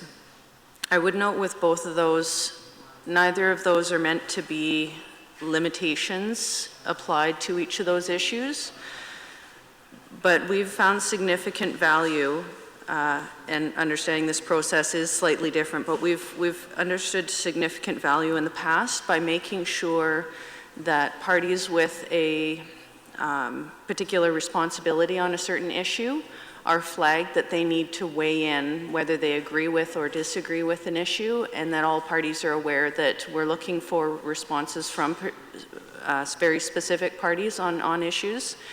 And so parties may step ahead and identify themselves. It wouldn't, again, be limiting of any of the community level organizations or hamlets, but to clearly flag for all the parties who the Planning Commission wants to hear from on a specific issue is very important, and easily boiled down into your discussion through writing of a decision as well. And then flagging those yet outstanding items. So it's a similar format with the matrix that was discussed. Sorry. The format of these items can be similar to the table discussed, but to boil parties down to the outstanding items can help phrase the questions that would answer those items appropriately through the final hearing or the process afterwards. So again, those two items are not meant to limit the discussions going forward, but focus the discussions to get useful information through the final hearing. One of the last items I would note that might be helpful is to focus or provide some direction on how the Planning Commission would like to see submissions be made. When putting together a comprehensive decision, it can be very challenging to filter through the information. If parties are going to submit based on the issues that they have, the agenda items like the party per party, or if it's just going to be the sections of the land use plan. So making sure, because community level organizations don't always get the same instruction as we've discussed around the table, and that will help the Planning Commission filter through the significant amount of information that they get at the hearing. Thank you. Thanks, Tara. Alan, if you have any response, just let me know. Otherwise, I'll just continue around the table. Okay. Spencer, any data gaps? Ken? Ken Landick, Government of Canada. I don't have a data gap to identify. Two comments. One is, I presume that the Commission is looking for data gaps that people think can reasonably be addressed, not a list of data gaps where we all wish we had more information and simply don't. On that assumption, I assume that not raising something as a data gap now in a pre-hearing basis doesn't forestall a party from saying there is insufficient data on that topic to do this, that, or to fail to do this or that this is about data gaps where we think the gap can be filled, not data gaps where we think it can't be filled, and doesn't foreclose you from saying the absence of data has these implications. I have a second comment, but maybe I should let that one resonate.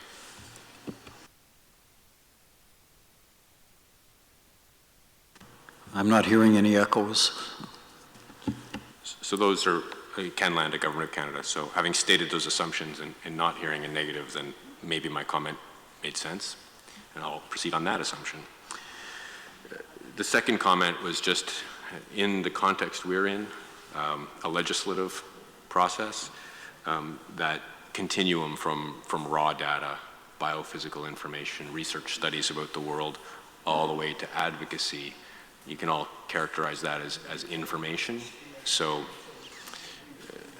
again, something that you might think is information we should be bringing forward now, we might be considering as, well, that's a policy argument, that's advocacy that we think we should be bringing forward later. And I'm sure in your heads, you may be categorizing things about whether it's information or whether it's your argument, your persuasive approach to getting something on the record. So just an observation that there's a continuum here, and that the pigeonhole boxes don't necessarily work.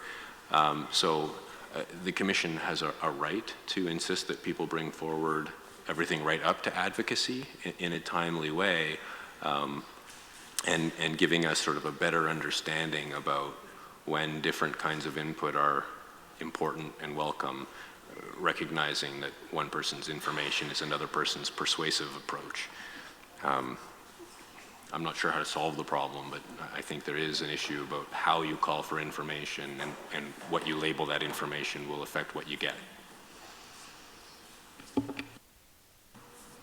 Yeah, thanks, Ken. I think in an effort to get some specifics here, there are two kinds of information gaps that are being contemplated. One is process information type. What's expected, how is it going to be required, that sort of thing. Information that the Commission needs to provide to participants. So that those kinds of information needs should be on the table here today.